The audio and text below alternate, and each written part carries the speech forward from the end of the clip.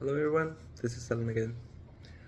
For those who don't know me, I am a journalist, a professional witch, and an author. This is my non-fiction debut, Venezuelan Folklore, Spirits and Legends of the Dead, part of the Pagan Portals collection. It's a very small, also small book, but it's full of folklore and tradition, stories of family stories of family stories. It's the same thing.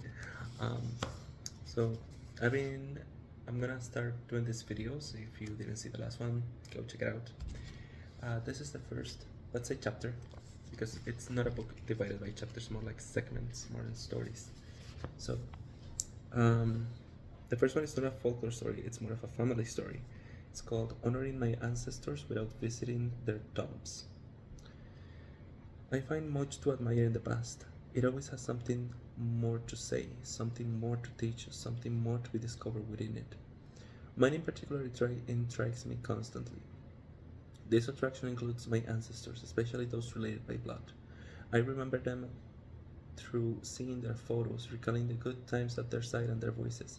If I didn't know them, I imagine what their lives were like and the stories I've heard about them, which also includes asking questions whenever I can. Although I differ in many things with my family, I share their respect towards the deceased. All my ancestors, however, are either in a graveyard that is being assaulted and robbed, and so the air in it is putrid, or they were buried in another country. The cemetery in my hometown has become highly insecure as a result of the frequent presence of thieves, kidnappers, and other criminals, while the graves of the dead are violated to steal the organs of the recently deceased and sell them, or to steal their bones and use them in various rituals, which I find highly disrespectful.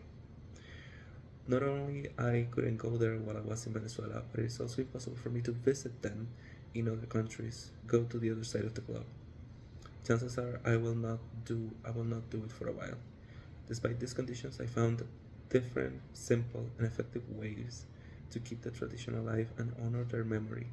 I might not be the most rigorous in terms of devotion, but I'm honest, attentive, and try to do better every time. Talking to them. In my home in Maracaibo, there are several photos of my ancestors, not all of them, but many, and it's the same in my relatives' house. Whenever I feel the need to get near my ancestors, to connect with them, maybe to learn something about them, maybe because of journeying for them, I will get a photo and mentally talk to them. I try not to follow any protocol, so it's a natural process, a conversation like when they were alive. Although I don't always get an answer, the connection is very therapeutic and it helps me remember I am not alone.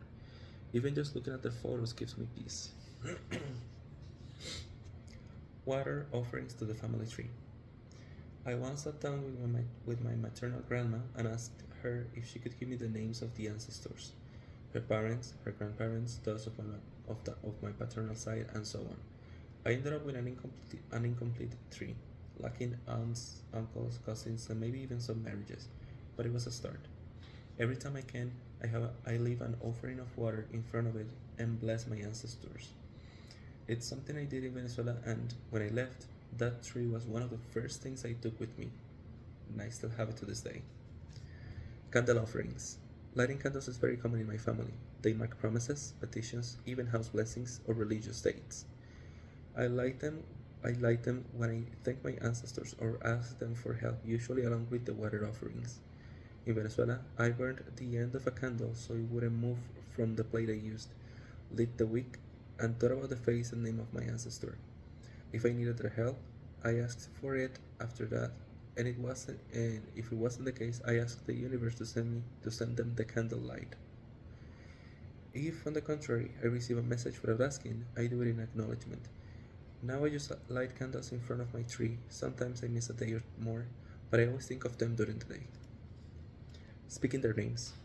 When I have the basic information, the whole name, dates of birth and death, of someone I want to honor, I write it on paper, pronounce it in a low voice, or repeat the information in my mind. I get comfortable, close my eyes, and use their name and dates as a mantra. I try to work while the place is in silence. I say my goodbyes aloud if I have already spoken, If I wrote something down, I erase or dispose of the paper.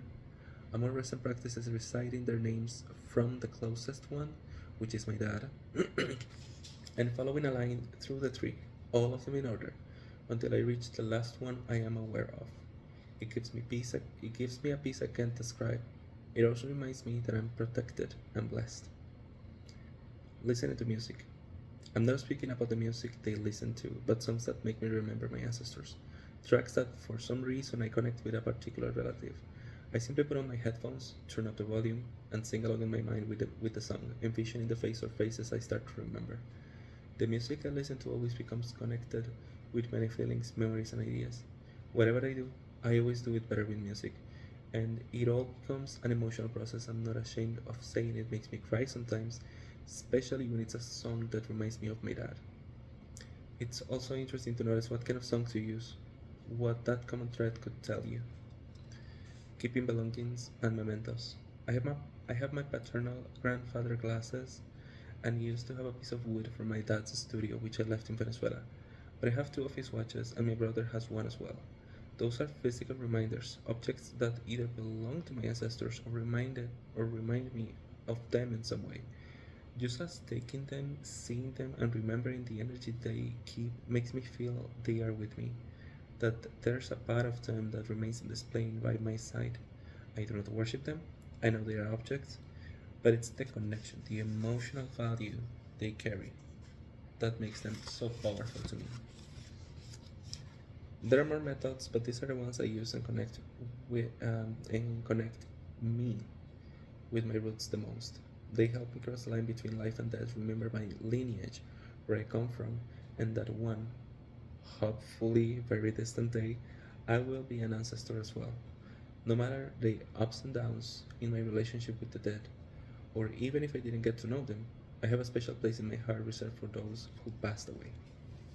Then there are 5 journaling prompts, which you can use for either journaling or meditation or free writing. You pick. What could you do if you couldn't visit your ancestors in the cemetery? Do you have a place for them in your home or room or prayers? Do you acknowledge them in any way? Do you have a family tree? If so, how do you feel when you look at it? If not, do you feel the need for one? What family relics do you have at home, if any? Which do you think your descendants could have to remember you?